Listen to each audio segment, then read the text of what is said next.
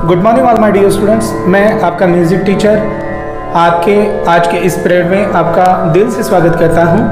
आज के इस पीरियड में हमारा टॉपिक रहेगा Indian classical music and Bollywood music. Indian classical music and Bollywood music क्या है? इस टॉपिक के ऊपर बोलने से पहले मैं क्लासिकल म्यूज़िक की थोड़ी सी इंफॉर्मेशन आपको बताऊंगा। जैसे कि आप पूरे जग भर में कहीं पे भी जाओ तो बेसिक ये 7 सुर रहते हैं, सारे ग म प ध नि। ओके, तो जिसे इंडियन क्लासिकल में सारे ग म प ध नि बोलते हैं, तो वेस्टर्न म्यूजिक में इसे डो रे मी फा sol ला सी बोलते हैं। ओके, तो ये जो इंडियन क्लासिकल म्यूजिक है, इसके इन 7 सुरों को एक सप्तक कहा जाता है। ओके, सप्तक के बारे में जानकारी लेने से पहले मैं बताना चाहूँगा कि इंडियन क्लासिकल म्यूजिक में ये 7 सुर ही नहीं, तो इसी के साथ 5 विकृत स्वर भी रहते हैं। ये जो 7 सुर हैं, इसे शुद्ध स्वर कहा जाता है, और इसी के साथ 5 विकृत स्वर रहते हैं, जिसमें 2 प्रकार हैं, कोमल एंड तीव्र स्वर। ओके, पहले सप्तक हम जान लेते हैं, सप्तक क्या चीज रहती है। ओके, ये जो सप्तक है, इस सप्तक में टोटल 12 सुर रहते हैं। ओके, जो 5 विकृत और 7 शुद्ध स्वर। ओके, तो 5 विकृत स्वर कौन से रहते हैं? पहले तो विकृत स्वर यानी क्या? शुद्ध स्वर तो हमें पता चल रहा है कि सारे ग म प ध नि ये शुद्ध है। ओके, तो विकृत यानी कि क्या? तो विकृत यानी कि जो सुर अपनी जगह छोड़ करके नियमित अंतर के अनुसार नीचे या फिर ऊपर गाए या बजाए जाते हैं, उन्हें विकृत स्वर कहते हैं। अब विकृत स्वर के 2 प्रकार हैं, एक कोमल स्वर और दूसरा तीव्र स्वर। अब कोमल स्वर किसे कहते हैं? जो सुर अपनी जगह छोड़ करके नियमित अंतर के अनुसार नीचे गाए जाते हैं, यानी कि हाफ स्केल। ओके, उनका डिस्टेंस तय रहता है कि ये इतना ही नीचे जाएगा।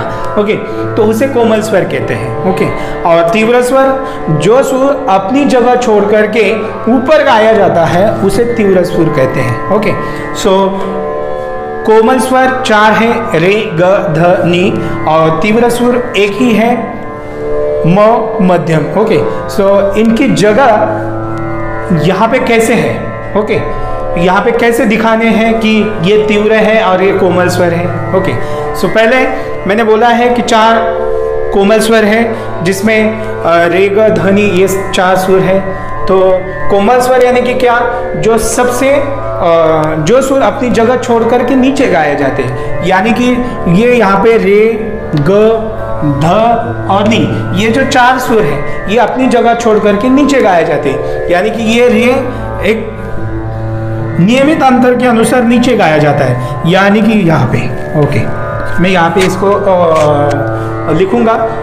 तो ये रे जो है ये कोमल है, लेकिन ये दर्शाने के लिए इसके नीचे स्लीपिंग लाइन दी जाती है। ओके, ये कोमल रे हुआ।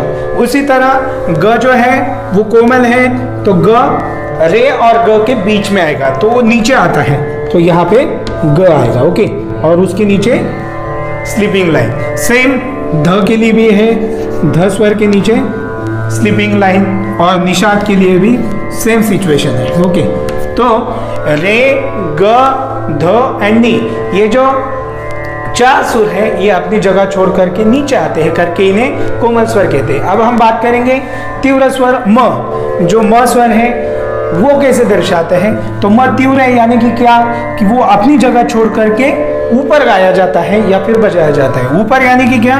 ये म के आगे प है, ऊपर वाला स्वर म से प है, तो म और प, शुद्ध म और शुद्ध प के बीच में ये तीव्र म आएगा। ओके, तो इसे यहाँ पे लिखेंगे, ठीक है। और इसे दर्शाने के लिए इसके माथे पे खड़ी लाइन दी जाती है। ओके, तो ये हो गया तीव्र स्वर। ओके, ये तीव्र स्वर है, इसे तीव्र म कहेंगे। अब आप बोलोगे कि सर 7 सुर है, इसमें से 7 शुद्ध है और 5 विकृत है, तो बचे ये सा और ये प, ये 2 क्या है? तो ये 2 तो अपनी जगह नहीं छोड़ रहे, इनका ना कोमल है ना तीव्र है, तो इनका क्या है? तो ये स्वर जो है उन्हें अचल स्वर कहा जाता है। ओके, अचल स्वर है करके ये अपनी जगह छोड़ते नहीं है, ये अपनी जगह पे रहते हैं। ओके, ऐसे ये 12 स्वरों का सप्तक रहता है। सप्तक 3 प्रकार के हैं। ओके, जिसमें मंद्र सप्तक, मध्य सप्तक और तार सप्तक हैं। ओके, अब हम चलते हैं Indian classical music and Bollywood music की तरफ। Okay, so Indian classical music क्या है? अगर हम बात करें Indian classical music and Bollywood music की, तो लोगों का ज़्यादा अट्रैक्शन बॉलीवुड म्यूजिक की तरफ है। इंडियन क्लासिकल म्यूजिक की तरफ लोगों का अट्रैक्शन कम है, बहुत ही कम है, ऐसा हम कह सकते हैं। और ये भी कह सकते हैं कि कम नहीं है, क्योंकि जितने लोग बॉलीवुड म्यूजिक को पसंद करते हैं उतने ही लोग इंडियन क्लासिकल म्यूजिक को पसंद करते हैं। अब कई लोग कहते हैं कि इंडियन क्लासिकल म्यूजिक बड़ा है, कुछ लोग कहते हैं कि बॉलीवुड म्यूजिक बड़ा है। तो मैं एक बात बताना चाहूँगा कि ना इंडियन क्लासिकल म्यूजिक बड़ा है ना बॉलीवुड म्यूजिक बड़ा है, ये दोनों ही अपने जगह पे बड़े हैं। ओके, जितना लोग इंडियन क्लासिकल म्यूजिक को पसंद करते हैं उतना ही बॉलीवुड म्यूजिक को करते हैं। ओके, लेकिन बॉलीवुड म्यूजिक की तरफ लोगों का अट्रैक्शन तो ज़्यादा रहा है। ओके, इंडियन क्लासिकल म्यूजिक की तरफ कम है, लेकिन जितना जल्दी इसका अट्रैक्शन लोगों को हो जाता है उतना ही जल्दी लोग बॉलीवुड के सॉन्ग भूल भी जाते हैं। अब आप कहोगे कि सर नहीं, पुराने ज़माने के सॉन्ग आज भी हमें याद हैं, जैसे कि ये रातें, ये मौसम, नदी का किनारा, ये चंचल हवा, और भी कई गाने हैं जैसे कि लागा चुनरी में दाग छुपाओ कैसे, लागा चुनरी में दाग, चुनरी में दाग छुपाओ कैसे, घर जाऊं कैसे, लागा चुनरी में दाग। अब ये जो गाने हैं जो पिछले ज़माने के थे, पुराने ज़माने के जो गाने हैं, वो ज़्यादातर गाने उनका बेस जो रहा है वो क्लासिकल रहा है। अब जैसे कि ये रातें, ये मौसम, ये जो गाना है ये किरवानी राग पर है। ओके, और दूसरा जो गाना है लागा चुनरी में दाग, तो ये भैरवी राग में है। ओके, तो ये राग के ऊपर आधारित है करके लोगों को आज भी याद है। ओके, तो हम चलते हैं इंडियन क्लासिकल म्यूज़िक और बॉलीवुड म्यूज़िक के डिफरेंस के बारे में जानकारी लेते हैं। So Indian classical music and Bollywood music, इनमें क्या डिफरेंस है दोनों में? सो सबसे महत्वपूर्ण और पहला जो डिफरेंस है इन दोनों में वो ये है कि इंडियन क्लासिकल म्यूज़िक जो है वो नियमों का बड़ा ही ढीठ है, इसमें नियम ज़्यादा है। ओके, और इसी की वजह से बहुत सारे लोग इंडियन क्लासिकल म्यूज़िक की तरफ नहीं बढ़ते हैं, क्योंकि इसमें नियम बहुत है। और बॉलीवुड की अगर हम बात करें तो बॉलीवुड म्यूज़िक में नियमों का ढीले बना रहता है, वहाँ पे नियमों को ज़्यादा महत्व नहीं दिया जाता है। क्यों? क्योंकि अगर हम बात करें तो पहले ही देखो, मैं यहाँ पे कुछ इमेजेस आपको दिखा रहा हूँ। ये यहाँ पे इंडियन क्लासिकल म्यूज़िक का कॉन्सर्ट है और ये बॉलीवुड म्यूज़िक का है। ओके, तो आप देख रहे होंगे कि इंडियन क्लासिकल म्यूज़िक में जो कॉन्सर्ट चल रहा है वहाँ पे लोग सभी बैठ कर के सुन रहे हैं। ओके, और अगर हम बॉलीवुड म्यूज़िक के बारे में बात करेंगे तो बॉलीवुड म्यूज़िक में लोग डांस और हाथ ऊपर करके कुछ भी कर रहे हैं। ओके, तो इससे हमें पता चलता है कि इंडियन क्लासिकल म्यूज़िक में नियम बहुत कड़क हैं और यहाँ पे कम है। हम दूसरे अगर इन दोनों में डिफरेंस अगर देखें तो इंडियन क्लासिकल म्यूज़िक जो है उसे सीखने के लिए मेहनत कड़ी करनी पड़ती है, बहुत ही मेहनत की ज़रूरत है। जहाँ की बॉलीवुड म्यूज़िक आप सुन करके भी सीख सकते हो, गा सकते हो। ओके, उसके लिए मेहनत की ज़रूरत नहीं है। तभी तो रियलिटी शो में आप देखो ना, बहुत सारे लोग हैं जो बॉलीवुड के गाने ऐसे गाते हैं जैसे कहीं से सीख कर के आए हो, लेकिन अगर उनसे पूछें तो वो बोलते कि हमने कहाँ पे भी नहीं सीखा है। तो ये सुन कर के भी आता है, लेकिन इंडियन क्लासिकल म्यूज़िक का वैसे नहीं है। इंडियन क्लासिकल म्यूज़िक के लिए सीखना ज़रूरी है और मेहनत करना ज़रूरी है।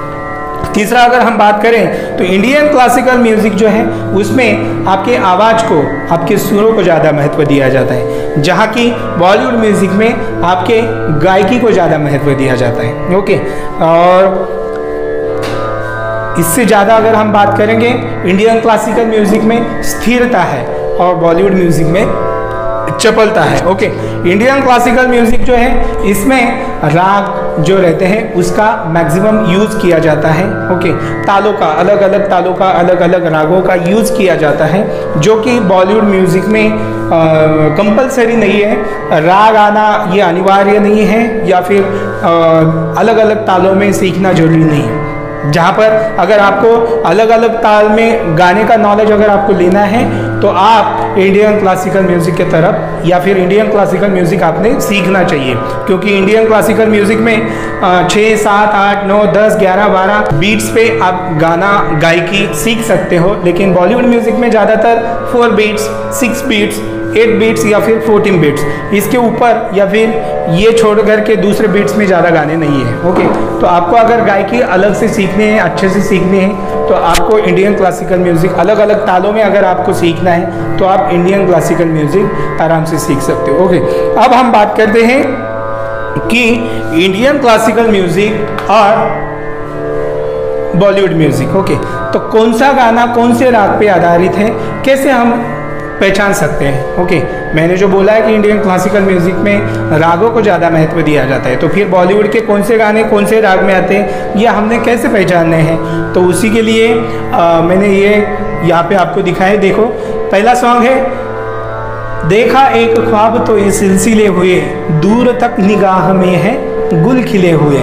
तो इसे अगर हम गाएं तो मैं आराम से इन दोनों भी गानों के राग आपको बता सकता हूँ, जैसे कि देखा एक ख्वाब तो ये सिलसिले हुए, दूर तक निगाह में है गुल खिले हुए। अब ये जो गाना है इसके नोटेशन से पता चलता है कि ये कौन से राग में। नोटेशंस इसके, अगर आप इंडियन क्लासिकल म्यूजिक सीखते हो तो आप आराम से नोटेशन निकाल सकते हो, जैसे कि सा रे ग रे सा ध सा रे रे सा ध प। ये देखिए ना, यहाँ पे लिखा है मैंने सा रे ग रे सा ध सा रे रे सा ध प। देखा एक ख्वाब तो ये सिलसिले हुए, दूर तक निगाह में है गुल खिले हुए, सा रे ग रे सा ध सा रे रे सा ध। तो मैं आराम से कह सकता हूँ कि ये गाना भोपाली राग में है। ओके, दूसरा, ये रातें, अभी मैंने गाया है ये गाना, मैंने बोला था कि ये किरवानी राग में, तो इसका नोटेशन देखो, ये रातें, ये मौसम, नदी का किनारा, ये चंचल हवा, कैसे, सागरे सागरे सागरे सनी परे रे रे सा सा। तो इसके जो नोटेशन है उससे पता चलता है कि ये कौन से राग में। जैसे कि आप बोल सकते हो कि सर इसका नोटेशन तो हमें दिख रहा है, लेकिन ये भोपाली राग का ये कैसे, तो भोपाली राग का जो आरोह अवरोह है वो कैसे, सा रे ग प ध सा ध प ग रे सा। तो ये जो सुर है ये यहाँ पे आते हैं, जैसे कि सा रे ग प ध सा, यहाँ पे देखो सा रे ग रे सा ध, तो ये नीचे भी जाता है। ये आरोह अवरोह के देख करके ये आप इससे पता लगा सकते हो कि कौन सा गाना कौन से राग पर आधारित है। अब अगर हम बात करें कि गाने तो पहचानने हैं, लेकिन उसके लिए आपको पहले नॉलेज होना चाहिए राग के बारे में। ओके, तो वही हम आज उदाहरण देखेंगे बॉलीवुड इंडियन क्लासिकल म्यूजिक का। वो उदाहरण है राग देश, जो मैं आज आपको सिखाने वाला हूँ। तो राग देश में पहले मैं इन्फॉर्मेशन बताता हूँ, फिर उसके बाद एक छोटा ख्याल है राग देश का, और उसके बाद बॉलीवुड म्यूजिक का देखेंगे। तो राग देश जो है उसका थाट जो है वो खमाज है। थाट यानी कि क्या, अब यहाँ से हमारी शुरुआत है, तो राग देश तो पता है, लेकिन थाट क्या होता है, तो थाट यानी कि स्टाइल। ओके, थाट यानी कि स्टाइल। तो इंडियन क्लासिकल म्यूजिक में 10 थाट है। ओके, 10 स्टाइल है। ये 10 थाट छोड़ करके कोई भी राग नहीं है। तो 10 थाट कौन से हैं, जैसे कि बिलावल, कल्याण, खमाज, काफी, पूर्वी, आसावरी, मारवा, भैरवी, भैरव एंड तोड़ी। ये 10 थाट छोड़ करके कोई राग नहीं है। जो कोई भी राग है वो इन 10 थाटों में ही है। ओके, सो ये इस राग का थाट जो है वो खमाज है। थाट यानी कि स्टाइल, समझ लेना है। उसके बाद जाति। जाति क्या है सर, सो जाति अवड़व संपूर्ण। अब ये जाति क्या होती है, तो जाति यानी कि इस राग में कितने सुर आते हैं। ओके, कम से कम राग में 5 सुर होने जरूरी है। ओके, और ज़्यादातर 7। ओके, तो 5 सुर जो रहते हैं उसे अवड़व कहते हैं। 6 सुर अगर रहे राग में तो उसे षाडव कहते हैं। 7 सुर अगर रहे तो उसे संपूर्ण कहते हैं। अब इस राग की जाति तो अवड़व संपूर्ण है, यानी कि क्या, कि जाते समय 5 सुर है लेकिन आते समय 7 सुर है। जाते समय यानी क्या, आरोह में 5 सुर है और अवरोह में नीचे उतरते समय 7 सुर लगते हैं। तो इसकी जाति हो गई अवड़व संपूर्ण। उसके बाद वादी स्वर है। वादी स्वर इस राग का है रे। वादी स्वर यानी क्या? राग में सबसे महत्वपूर्ण जो सुर होता है उसे कहते हैं वादी। ओके, तो इसका वादी स्वर है रे। और संवादी स्वर प। संवादी यानी कि क्या? बाकी सुरों से महत्वपूर्ण लेकिन वादी स्वर से कम महत्व वाला जो स्वर रहता है उसे संवादी कहते हैं, वो है इस राग का प स्वर। अब वर्ज्य स्वर यहाँ पे देखिए, आरोह में 5 सुर मैंने बताया आपको, जैसे कि सा रे म प नी, ये 5 सुर हैं। ओके, ये जो सा है वो तार सप्तक का है। ओके, तो ये 5 सुर जो है, यहाँ पे 5 सुर है, यानी कि 7 सुरों में से कितने सुर नहीं है? 2 सुर नहीं है, 5 सुर है। तो जो 2 सुर है जो इस राग के आरोह में नहीं है उसे कहते हैं वर्ज्य स्वर। यहाँ पे देखिए मैंने लिखा है वर्ज्य स्वर, आरोह में ग एंड ध नहीं है। ओके, इस राग का गायन समय जो है वो राग का दूसरा प्रहर है। अब हम देखते हैं इस राग का आरोह। ओके, सो इस राग का आरोह आप मेरे पीछे गाओगे, उसके बाद अवरोह मेरे पीछे गाओगे और फिर छोटा ख्याल। ओके, सो आरोह मैं स्टार्ट करता हूँ, मेरे पीछे गाइएगा। सा रे म प नी सा,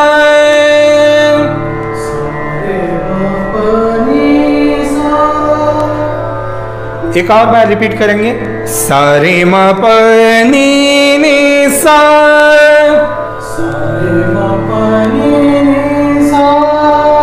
अब इसका अवरोह सा नी ध प,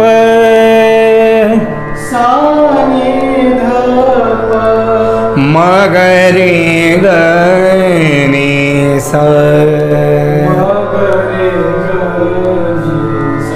ये जो राग है ये वक्र स्वरूप का राग है। इसकी स्वर संगति अगर आपने देखी तो वो ऊपर नीचे होती है करके इसे वक्र कहते हैं। ओके, सो अवरोह एक और बार मेरे पीछे गाई गई। सा नी ध प, सा नी ध प, म ग रे ग नी सा। ओके, अब इस राग का छोटा ख्याल हम देखते हैं। इस राग का छोटा ख्याल जो है वो ताल 3 ताल में। 3 ताल की इंफॉर्मेशन कुछ ऐसी है। ताल 3 ताल 16 मात्रा, इसके खंड 4-4 मात्राओं के 4 आते हैं। इसकी ताली जो है 1, 5, 13 मात्रे पे है और इसका काल जो है वो 90 मात्रे पे है। ओके, तो ताल 3 ताल पे ये जो बंदिश है वो 90 मात्रे से स्टार्ट होती है। तो पहले इस राग का जो छोटा ख्याल है उसकी स्थाई जो है तुम बिना अब ब्रिज राज दुलारू, कल न परत है ब्रिज तियन को हरे। इसका अंतरा लागी लगन अब तुम्हारे दरस की, बाट तकत है सब गोपी न खड़े। अब बंदिश की स्थाई आप मेरे पीछे गाओगे, उसके बाद अंतरा। तुम बिना ब्रिज राज दुलारू,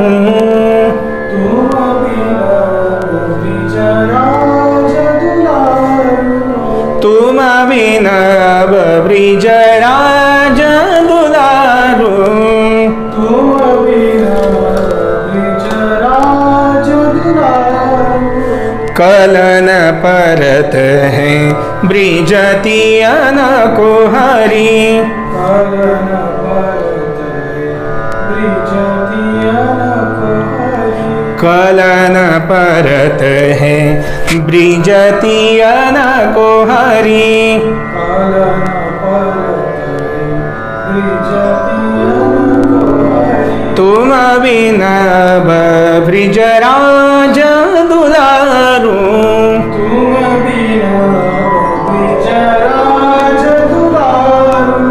अब इसका अंतरा लागी लगन अब तुम्हारे दरस की, लागी लगन अब तुम्हारे दरस की, लागी लगन अब तुम्हारे दरस की, लागी लगन अब तुम्हारे दरस की, बाटा तकत है सब गोपियन खड़ी, बाट तकत है सब गोपियन खड़ी, बाट तकत है, बाट तकत है सब गोपियन खड़ी। मैं इस राग का जो बंदिश है वो तबले के ठेके के ऊपर आपको सुनाता हूँ। ओके, अब ये बंदिश जो है वो 90 मात्रा से स्टार्ट करनी है। तो कहाँ से आएगा देखिए, 1 2 3 4 5 6 7 8 9, यहाँ से हमें स्टार्ट करने हैं। ओके, तो कैसे 1 2 3 4 5 6 7 8। तुम बिना ब्रिज राज दुलारो, तुम बिना ब्रिज राज दुलारो, कलन परत है ब्रिजतियन को हरि, कलन परत है ब्रिजतियन को हरि। तुम बिना ब्रिज राज दुलारो, लागी लगन आवा तुम्हारे दास की, लागी लगन आवा तुम्हारे दास की, बाट तकत है सब गोपियन खड़ी, बाट तकत है सब गोपियन खड़ी। तुम बिना ब्रिज राज दुलारो, तुम बिना ब्रिज राज दुलारो, तुम बिना ब्रिज, तुम बिना अब ब्रिज, तुम बिना ब्रिज राज दुलारो। तो ये सबसे लास्ट में मैंने 3 टाइम किया, रिपीट, तो वो जो था उसे तिहाई कहते हैं। ओके, तुम बिना ब्रिज, तुम बिना ब्रिज, तुम बिना ब्रिज राज दुलारो। तो ये रहा इंडियन क्लासिकल म्यूजिक का राग देश। ओके, तो इसके बाद अब हम देखेंगे कि राग देश जो है उसके आधार पर बॉलीवुड के कौन से गाने हैं, फिल्मी या फिर नॉन फिल्मी सॉन्ग।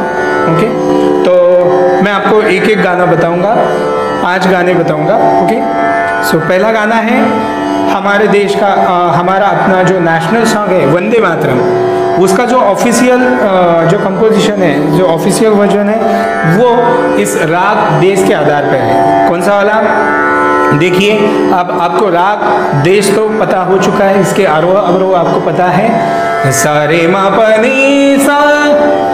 अब आरोह अवरोह अगर हमें पता है तो हमें बाकी गाने का नॉलेज भी आ सकता है। तो वंदे मातरम कौन सा वाला, वंदे मातरम, वंदे मातरम, सुजला सुफला मलयज शीतला।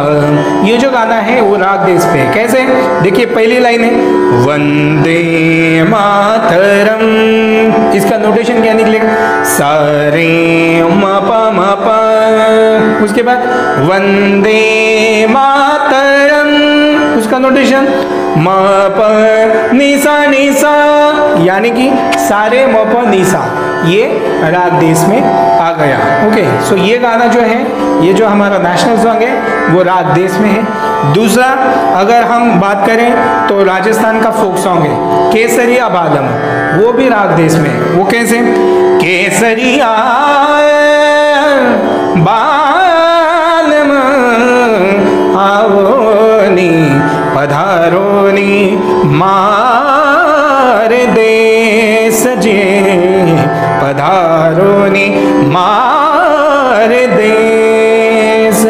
और कौन से गाने हैं, जैसे कि प्यार हुआ चुपके से, ये क्या हुआ चुपके से, क्यों नए लग रहे हैं ये धरती गगन, मैंने पूछा तो बोले पगली पवन, प्यार हुआ चुपके से, ये क्या हुआ चुपके से।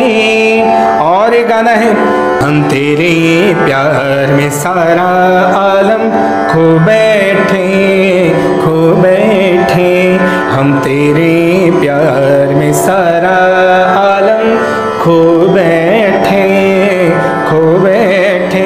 तो ऐसे बहुत सारे सॉन्ग है, जैसे कि अभी लेटेस्ट मराठी मूवी आई थी कट्यार काजत घुसली, उसमें एक गाना है देखो जो शंकर महादेवन जी ने गाया है, मन मंदिरा, वो गाना इस राग देश में है। वो कैसे है? मन मंदिरा ते जाने, मन मंदिरा ते जाने, उजळून घे साधका, मन मंदिरा ते जाने, उजळून घे साधका, संवेदना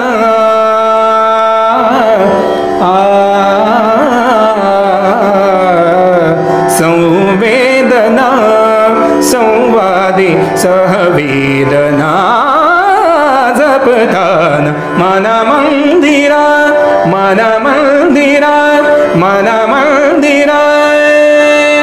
इसका लास्ट का नोटेशन देखिए, उसमें उससे भी पता चलता है कि ये राग दे नी नी नी दा दा नी नी नी दा दा नी नी दा दा रे रे दा दा नी दा ब मम प मम प मम प मम प मम नी दा प मगरे मगरे सा नी सा नी नी सा रे रे मम नी दा प नी नी सा रे रे नी सा। सो ये राग देश के आधार पर जो बॉलीवुड के सॉन्ग हैं, कुछ फिल्मी कुछ नॉन फिल्मी सॉन्ग जो मैंने आपको बोले हैं। सो ऐसे Indian classical music and Bollywood music का है। आज हमने क्या क्या सीखा? तो इंडियन क्लासिकल म्यूज़िक के बारे में पहले तो जानकारी ली, ओके, उसके बाद दोनों में क्या डिफरेंस है वो देखा, उसके बाद इंडियन क्लासिकल म्यूज़िक का एक मैंने आपको उदाहरण दिया जो कि राग देश हैं, उसके बाद मैंने आपको बॉलीवुड म्यूज़िक के कुछ गाने बताए, ओके, बॉलीवुड फिल्मी नॉन फिल्मी सॉन्ग बताए। तो हमारा पीरियड तो आज यहाँ पे हम फिनिश करेंगे, लेकिन उससे पहले मैं आपको एक छोटा सा होमवर्क दूंगा। वो होमवर्क आप लोगों के लिए ये रहेगा कि मैंने जो गाने आपको बोले हैं उन गानों के नोटेशन, अब जैसे कि आपको राग देश तो पता है, मैंने जो 5 गाने बोले हैं उस 5 गाने के नोटेशन आपने मुझे नेक्स्ट पीरियड में गा के सुनानी है, ओके। सो आपके लिए आज का ये होमवर्क रहेगा।